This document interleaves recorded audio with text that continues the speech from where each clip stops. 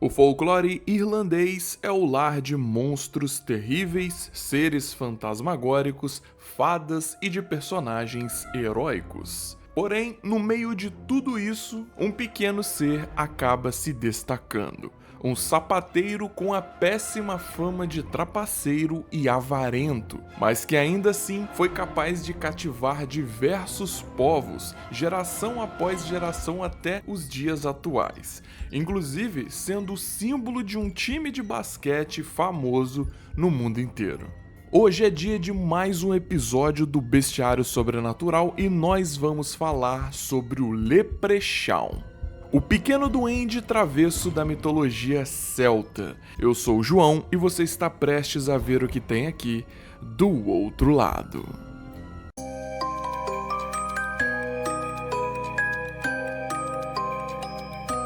As histórias contadas sobre esse pequeno ser chamado Leprechaun remetem a tempos ancestrais, e elas vêm dos antigos celtas que habitavam a região da Irlanda. O nome Leprechaun vem da palavra gaélica Lucharpan, que eu provavelmente pronunciei da forma errada e significa corpo pequeno. Algumas lendas dizem que essa criatura faz parte do mundo das fadas e que descendem da tribo Tuatha de Danann, como está escrito aí na tela. É esses que seriam uma raça de deuses e seres mágicos que comandaram a Irlanda por algum tempo, antes de serem derrotados e obrigados a viver entre os bosques e as florestas. O Leprechaun é uma criatura bem mais antiga do que se pensa. Uma de suas primeiras referências na literatura foi em uma obra do século VIII, chamada A Aventura de Fergus, filho de Lete. Nesse texto, os Leprechaun foram descritos como pequenos duendes da água, que, enquanto Fergus, o herói da crônica, estava dormindo, chegaram em grupo, roubaram sua espada e tentaram carregar o garoto para um lago. Essa criatura pode ser considerada muitas coisas. Algumas versões o descrevem como fada, goblin, duende ou um elfo. Vai depender do que você encontrar, da tradução que você achar por aí. E essas criaturas fazem parte da tradição oral e escrita há séculos, e suas características e aparência já mudaram muito com o passar do tempo. Por isso que agora a gente vai falar um pouco mais detalhado sobre isso. E vamos começar pela sua aparência. Tradicionalmente, eles são seres de pequena estatura, obviamente, com cerca de 60 centímetros, ou até mesmo menor do que isso. Eles eram retratados quase sempre como idosos barbudos e com diversas marcas de expressão. Possuíam uma volumosa cabeleira e barbas ruivas ou negras. Diferente do que se pensa, no início eles não se vestiam com roupas verdes. Nas primeiras histórias, eles usavam roupas vermelhas, chapéu preto com 3 pontas e sapatos com fivela. Samuel Lover, em seu livro Lendas e Histórias da Irlanda de 1931, cita o seguinte, abre aspas, bastante elegante em seu traje, apesar de tudo, pois ele usa um casaco vermelho de corte quadrado, ricamente adornado com ouro, e calças da mesma cor, chapéu de abas, sapatos e fivelas. Fecha aspas. E também no livro Dicionário da Mitologia Celta, escrito em 1999, ele fala um pouco mais sobre a aparência dos Leprechauns lá no começo. Abre aspas novamente, ao contrário da representação moderna de um Leprechaun alegre, a versão mais tradicional é frequentemente um pouco severa, sombria e de temperamento azedo, feio e atrofiado, com o rosto parecido com uma maçã seca. O Leprechaun pode ser queixoso, bêbado e vulgar. Fecha aspas. Foi somente por volta do século XX que esses seres ficaram mais parecidos com o que vemos hoje. Eles começaram a ser representados com menos idade, feição mais sorridente e o vestiário se tornou primariamente verde, refletindo a cor principal da Irlanda e dos festejos de São Patrício. As características da criatura. Aparentemente não existe leprechauns do sexo feminino. Todos os seres dessa raça de fadas são homens e quase sempre velhos. Sua principal ocupação é fazer e consertar sapatos, e é daí que vem um dos sons associados à presença dessa pequena figura. Dizem que quando um leprechaun ronda por perto, você consegue ouvir o som de um martelo de sapateiro ao redor. Criaturinhas solitárias e que parecem desgostar de humanos, eles vivem em meio aos bosques e florestas, trabalhando em seus sapatos e zelando por suas riquezas. Nas histórias, é dito que se alguém conseguir avistar um leprechaun, não se deve desviar o olhar e nem mesmo piscar, já que no mínimo descuido ele irá desaparecer.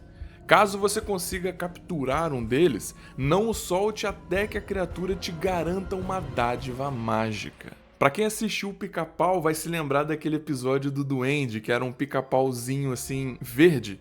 É basicamente isso aí.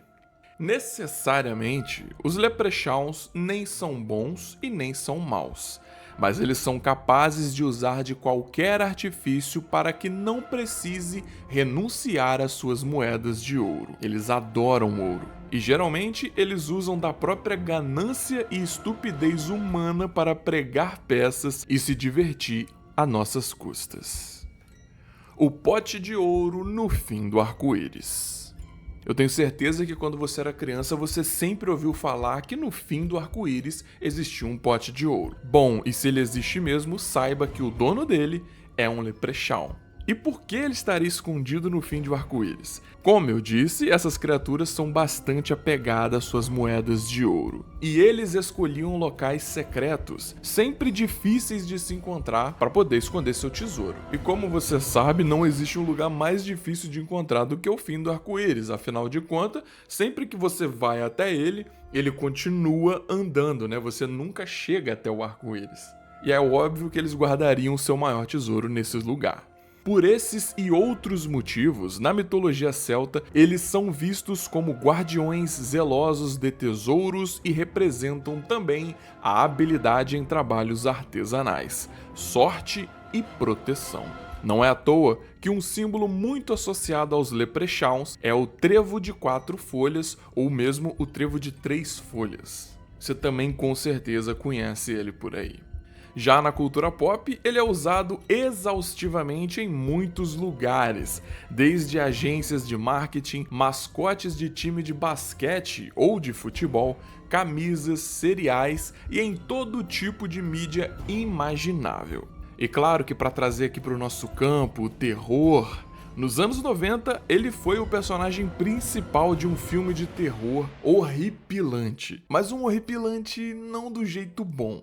Tô falando de O Duende, no qual ele foi apresentado como um assassino slasher bem genérico e é um filme bem meia boca. Ele não dá nem a volta, ele nem vira aquele trash que é bom, ele só é ruim mesmo. Mas fica a dica aí pra quem quiser dar uma olhada depois. Atualmente a sua maior associação é ao festejo do Dia de São Patrício. Eu tenho certeza que você já viu na internet aí várias pessoas comemorando essa data.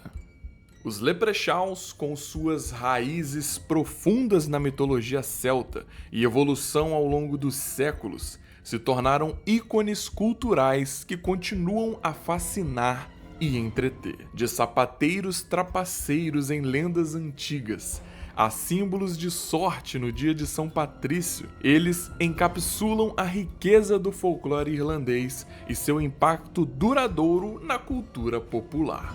A preservação dessas histórias é crucial para manter viva a herança cultural da Irlanda. É como eu sempre falo, o folclore é a história de um povo. E é tão legal ver que uma criatura inventada há muitos anos atrás nas histórias folclóricas, hoje representa tão bem o povo irlandês. E que assim seja com todos eles, né? Mas e você? O que você achou de saber um pouco mais sobre os leprechauns? Acharam interessante? Querem saber mais sobre histórias do folclore celta, da mitologia celta? Se vocês tiverem interesse, pode falar pra mim que eu trago aqui. Se vocês quiserem também saber de outras, mitologia grega, nórdica, tem algum personagem que te interessa, ou então alguma outra criatura que eu não falei aqui ainda, deixa aqui embaixo no comentário que eu vou estar sempre olhando, beleza? Muito obrigado por ter ficado até o final. Se curtiu, já sabe, compartilha com um amigo que possa se interessar pelo tema. Pesquisem mais sobre o Leprechaun também, se vocês tiverem interesse, assistam o filme lá,